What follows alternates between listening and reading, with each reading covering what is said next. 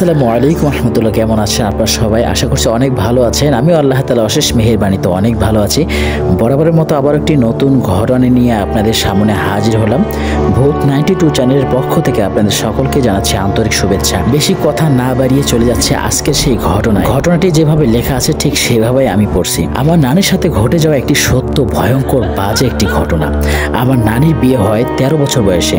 আমার নানা একজন পুলিশ হাবিলদার ছিলেন। আমার নানা বিয়ের 5 থেকে 6 বছর পরেই মারা যান। তখন আমার নানির কোলে 2 মেয়ে ও একটি ছেলে ছিল। নানা মারা যাওয়ার পরে নানি শ্বশুরবাড়ি থেকে চলে আসেন এবং বাবার বাড়িতে থাকতে শুরু করে। নানিকে থাকতে দেওয়া হয় নানির ভাইদের করা নতুন বাড়িতে। তো কিছুদিন সব ঠিকঠাক ছিল। একদিন হঠাৎ নানি স্বপ্নে দেখেন যে একজন সাদা শাড়ি পরা মহিলা ওনাদের রুমের এক কোণা থেকে বের হচ্ছে, আবার দেয়ালের কোণায় মিশে যাচ্ছে আর খুব বিশ্রীভাবে হাসছে। মহিলাটা নানিকে বলছে যে তোর ছেলেকে আমায় দিবি। নানি এটা শুনে খুব রেগে যান এবং ঝাড়ু দিয়ে ওই মহিলাকে মারতে যায়। আর নানি বলেছিল আমার ছেলে কষ্ট করে জন্ম দিয়েছি তোকে দেওয়ার জন্য। এই স্বপ্ন দেখে নানির ঘুম ভেঙে যায়। নানি ভাবেন খারাপ একটা স্বপ্ন দেখেছেন মাত্র, তাই তিনি দোয়া কালাম পড়ে আবার ঘুমিয়ে যান। এরপর একদিন সন্ধ্যাবেলায় নানি বাড়ির বারান্দায় বসেছিল নানির ভাবির সাথে। বাড়ির উঠানের একপাশে একটা খেজুর গাছ ছিল। খেজুর গাছটা একটু হেলে নানিদের রান্নাঘরের চালের উপরে পাতা ছড়িয়ে পড়েছে। নানি হঠাৎ খেয়াল করেন সাদা শাড়ি পরা সেই মহিলাটা খেজুর গাছে খুব দ্রুত উঠছে আবার নামছে। নানি তার ভাবিকে ঘটনাটা দেখাতে চাইলে সেখানে কিছুই দেখা যায় না। এর মধ্যেই নানির ছেলে অর্থাৎ আমার মামা অসুস্থ হয়ে শরীর শুকিয়ে যেতে শুরু করে। মামার বয়স তখন 2 থেকে 3 বছর হবে। এরপর একদিন নানি আবার স্বপ্নে দেখেন বাড়ির উঠানে ধান শুকাতে দেয়া।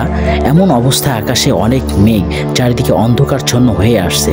বাড়ির সবাই তড়িঘড়ি করে ধান উঠান থেকে তুলতে ব্যস্ত। সেখানে নানিও ধান তুলছে সবার সাথে। এর মধ্যে সারা শাড়ি পরা সেই মহিলাটা দৌড়ে নানিদের ঘরে গিয়ে উঠেছে। এটা দেখে নানির আবার ঘুম ভেঙে যায়। নানি যথারীতি দোয়া কালাম পরে আবার ঘুমিয়ে পড়ে। এরপর একদিন নানির বড় ভাই শখ করে মামাকে বাজারে নিয়ে যায়। বাজারে যাওয়ার জন্য নদী পার হতে হয়। নদীর পাড়েই বাজার। নদীর পাড়ে যেখানে নৌকা ভেড়ানো হলো সেখানে বড় বড় কয়েকটা তাল গাছ ছিল।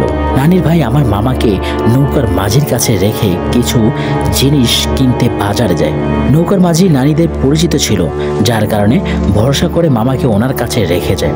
হঠাৎ করে তাল গাছ থেকে একটি বড় আকারের তাল মামার ঠিক পাশেই পড়ে। মামার কোনো ক্ষতি হয়নি সেদিন। তবে কবিরাজের মাধ্যমে জানা গিয়েছিল এভাবে মামাকে মেরে ফেলার চেষ্টা করেছিল মহিলারূপী সেই খারাপ জিনটা। ধীরে ধীরে মামার শরীর আরো খারাপ হতে শুরু করে। ডাক্তার দেখানো হলেও কোনো অসুখ ধরা পড়তো না। এক পর্যায়ে মামা অনেক বেশি অসুস্থ হয়ে পড়ে এবং শেষ মুহূর্তে এসে মামার রক্ত শূন্যতা ধরা পড়ে। কিন্তু তারপর আর মামাকে বাঁচানো সম্ভব হয়নি। মাত্র 3 বছর বয়সেই মামা মারা যান। এরপর আমার নানির 2 মেয়ে, আমার মা এবং আমার খালা একইভাবে অসুস্থ হতে শুরু করে।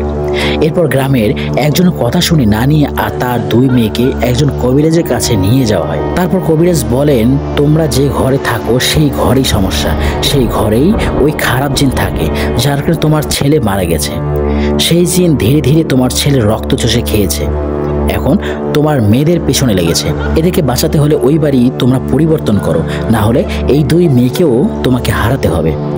কবিরাজ নানির 2 মেয়েকে তাবিজ দেয় যেন ওই খারাপ জিন তাদের আশেপাশে না আসতে পারে। এরপর নানি বাবার বাড়ি ছেড়ে আবার তার শ্বশুর বাড়িতে চলে যায়।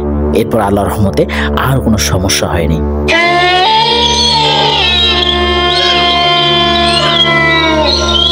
এই ছিল আজকের একটি ছোট্ট ঘটনা। ঘটনাটি কেমন লেগেছে তা অবশ্যই কমেন্ট বক্সে কমেন্ট করে জানাবেন। যদি ঘটনাটি ভালো লেগে থাকে তাহলে অবশ্যই লাইক করবেন এবং শেয়ার করবেন। আপনারা যদি এই চ্যানেলে নতুন হয়ে থাকেন তাহলে অবশ্যই আপনারা এই চ্যানেলটিকে সাবস্ক্রাইব করে রাখবেন। সবাইকে নতুন ঘটনা শোনার আমন্ত্রণ জানিয়ে আমি এখানেই বিদায় নিচ্ছি। দ্য মোস্ট ইম্পর্টেন্ট টিউন ভূত। সকলকে আসসালামু আলাইকুম রহমতুল্লাহ।